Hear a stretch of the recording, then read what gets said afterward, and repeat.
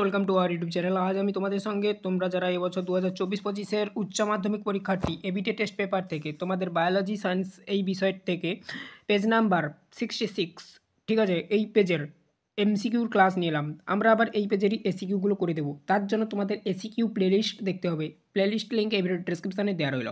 তোমরা দুটো করে প্লেলিস্ট পাবে। এমসিকিউ প্লেলিস্টে সমস্ত পেজের এমসিকিউ বায়োলজির, এসএকিউ প্লেলিস্টে সমস্ত এসএকিউগুলো বায়োলজির পেয়ে যাবে উত্তর। দেখো ফার্স্ট প্রশ্ন কি বলা রয়েছে, টেস্টোস্টেরন খরিত হয় ড্যাশ থেকে, মানে এটা যেটা শূন্যস্থান দিয়েছে আর কি, লেডিকোস হবে অপশান বি। তো দেখো এবারে আমরা নেক্সট প্রশ্ন দেখব, 2 দাগের প্রশ্ন। দেখো কি বলা রয়েছে, একটি গুপ্তবীজী উদ্ভিদের রেণুমাত্রিক কোষের ক্রোমোজোম সংখ্যা 38, এই উদ্ভিদের শস্য নিউক্লিয়াসের ক্রোমোজোম সংখ্যা হবে 57। অপশান ডি হবে 2 দাগের উত্তর। 3 দাগে দেখো কোনটি অযৌন জনন নয়, উত্তর হয়ে যাবে সিনগ্যামি, অপশান সি। 4 দাগের প্রশ্ন দেখো, ট্রান্সলেশন প্রক্রিয়ার জন্য প্রয়োজনীয় আরএনএটি হলো, উত্তর হবে এমআরএনএ। তারপর দেখো নেক্সট 5 দাগের প্রশ্ন, এলএসি অপারেনের গাঠনিক জিন LACZ দ্বারা উৎপাদিত উৎসেচকটি হলো, উত্তরে যাবে বি গ্যালাক্টোসাইডেজ, উত্তর এটাই হবে অপশান বি 5 দাগের। এবার দেখো নেক্সট 6 দাগের প্রশ্ন, ডিএনএ রিপ্লিকেশনের ক্ষুদ্রতম এককে বলে, উত্তর হয়ে যাবে রেপ্লিকন। তারপরে দেখো 7 দাগে, নিম্নের কোনটি সর্বাপেক্ষা আধুনিক মানব, উত্তর হয়ে যাবে হোমো ইরেকটাস। তারপর দেখো 8 দাগে, এলএসডি হলো ড্যাশ ড্রাগ, নার্কেটিক, ঠিক আছে, নার্কেটিক।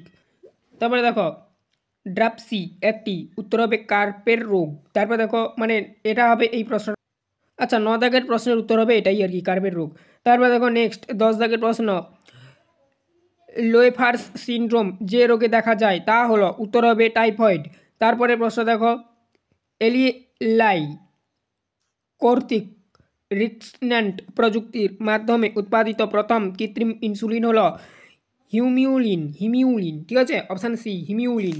তারপর দেখো নেক্সট দেখো 12 দাগে, ট্যাক পলিমারেজ এনজাইম ব্যবহার হয় যে প্রযুক্তিতে, সেটি হলো পিসিআর প্রযুক্তি। তারপর দেখো নেক্সট কী বলা রয়েছে, দেখো 13 দাগে, রেড ডাটা বুক উদ্ভাবিত হয়েছিল IUCN দ্বারা। তারপরে দেখো নেক্সট শেষ প্রশ্ন, দুটি